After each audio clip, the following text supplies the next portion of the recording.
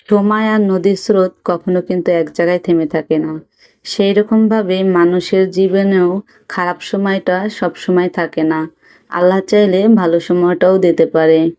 আজকে তোমাদের সাথে আমার ব্যস্ত দুপুরটা শেয়ার করব। দুপুরে রান্না বান্নার জন্য সবকিছু গুছিয়ে নিয়েছি। এবার এক এক করে চুলায় বসিয়ে দেব। এদিকে আমার ছেলের জন্য রাইস কুকারে খিচুড়ি বসাই দিয়েছি, কারণ ও তো একটু খিচুড়ি পছন্দ করে, তাই ওর জন্য অল্প স্বল্প করে রান্না করতেছি। আমরা এদিকে তরকারি রান্না করে খাবো, কারণ আমাদের কাছে অত খিচুড়ি পছন্দ না।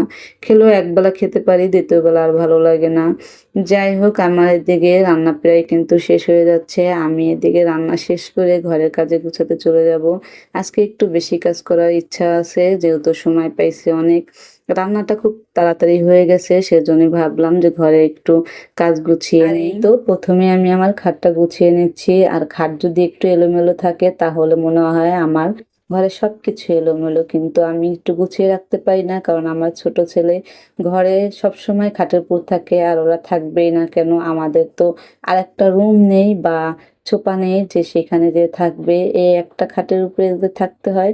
এই জন্য আমি গুছিয়ে রাখি, ওরা একটু পর পরে এলোমেলো করে রাখে। এইভাবে সারাদিন কেটে যায়। আজকে আমি ড্রেসিং টেবিলে একটু ক্লিন করে নেব, আর এখানে সব জিনিসই একটু মুছে নেব, কারণ মাথার উপরে ফ্যান চলে আর ফ্যানের বাতাসে সব ময়লা এসে এগুলো একেবারে ভরে যায়। তাই ভাবলাম যে একটু পরিষ্কার করে নেই। আমার এই ড্রেসিং টেবিলটা অনেক দিনের পুরনো, আর পুরনো মডেলই বানিয়ে আনা হয়েছে। আমি সাথে গিয়েছিলাম না বানাতে, তবে আমি যদি সাথে যাইতাম তাহলে একটু মডেলটা চেঞ্জ হইতো।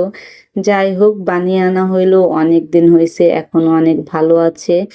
আমার এই ড্রেসিং টেবিল আর একটা ওয়ারড্রোব একসাথে এই কাঠ দিয়ে বানানো হয়েছে। আর এই কাঠ দিয়ে বানালে কিন্তু সবাই জানে কম বেশি এগুলো কিন্তু ভালো থাকে না। আমার দেখা দেখি কয়েকজনই বানায় আনছে, তবে তাদেরটা ভেঙে চুরে একেবারে এলোমেলো হয়ে গেছে। তো আমারটা এখনো ভালো আছে। আমার মা সবসময় একটা কথা বলে, যত্ন করলে নাকি রত্ন গড়ে।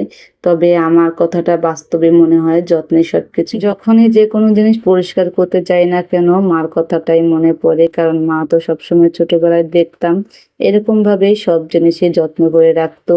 তাই আমিও সবসময় সবকিছু যত্ন করে রাখার চেষ্টা করি, আর আলহামদুলিল্লাহ আমার হাতের সব জিনিসই অনেক ভালো থাকে। তবে আমার ছোট ছেলেটা জায়গায় জায়গায় ড্রেসিং টেবিলটা একটু নষ্ট করে ফেলেছে। আমার ইচ্ছা আছে ড্রেসিং টেবিলটা একটু ঠিক করার আর একটু সাজানোর, কারণ আমার ড্রেসিং টেবিলটা অনেক সিম্পল, তবুও আমি একটু সাজিয়ে গুছিয়ে রাখার চেষ্টা করি। ওই যে বললাম না, জিনিস পুরাতন হোক বা কম দামি হোক, একটু সাজিয়ে গুছিয়ে রাখলে কিন্তু দেখতে খুবই ভালো লাগে। আপুরা, তোমাদের সাথে তো আমার অনেক গল্প হয়ে গেল, অনেক কথা হয়ে গেল। যদি আমার কোনো কথায় কষ্ট পেয়ে থাকো বা ভুল হয়ে থাকে তাহলে আমাকে বলবা, আমি ওদিকে খেয়াল রাখবো। যদি আমার ভিডিওটা তোমাদের কাছে ভালো লাগে তাহলে লাইক কমেন্ট ফলো দিয়ে কিন্তু আমার পাশে থাকবে। আর আজকে এখান থেকে বিদায় নিচ্ছি, দেখা হয়ে যাবে নতুন কোনো ভিডিওতে। আল্লাহ হাফেজ, আসসালামু আলাইকুম।